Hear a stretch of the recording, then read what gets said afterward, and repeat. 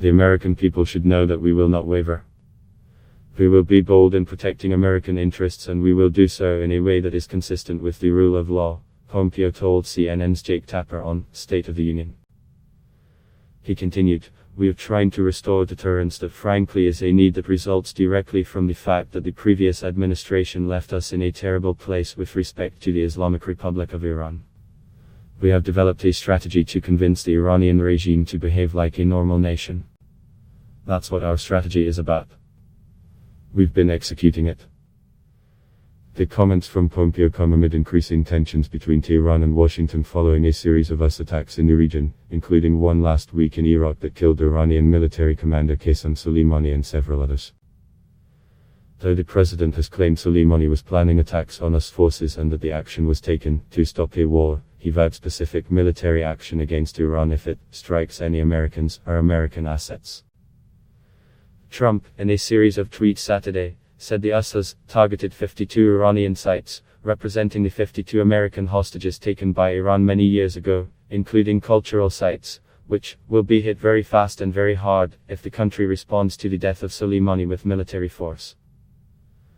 On Sunday, the military advisor to Iran's supreme leader said his country's response to the killing of Soleimani will certainly be a military response against military sites. "Let me tell you one thing, our leadership has officially announced that we have never been seeking war and we will not be seeking war," Hossein Degan said in an exclusive interview with CNN. "It was America that has started the war. Therefore, they should accept appropriate reactions to their actions.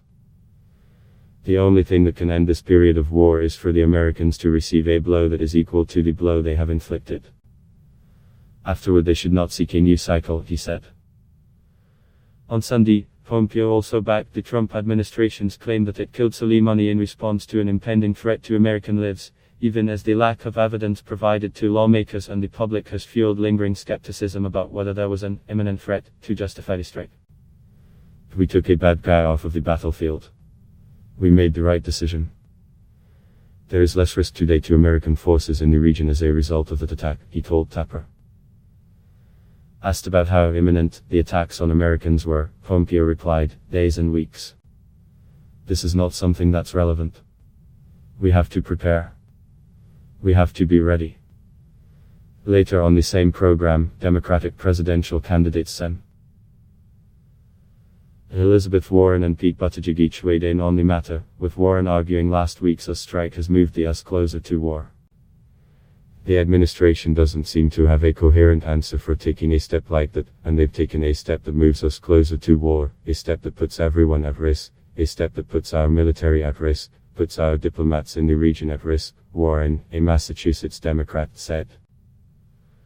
Buttigieg, the former mayor of South Bend, Indiana, told Tapper that, "We need answers on whether this is part of a meaningful strategy, what choices were offered to the president and why he believed this is the best choice when we really haven't seen the indication that it even served to prevent whatever attack they're talking about."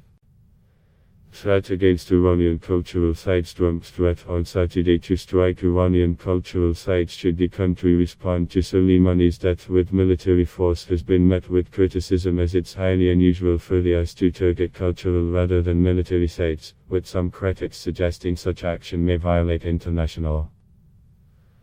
Among those critics are Colin Kahl, former Deputy Assistant to President Barack Obama and National Security Advisor to Vice President Joe Biden, who tweeted on Saturday that targeting such sites would be a war crime, and that he finds it hard to believe the Pentagon would provide Trump targeting options that include them.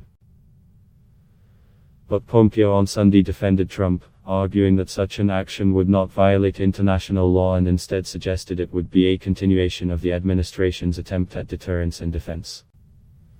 "If we need to defend American interests, we will do so. What President Trump said last night is consistent with what we have said all along," he told Tapper.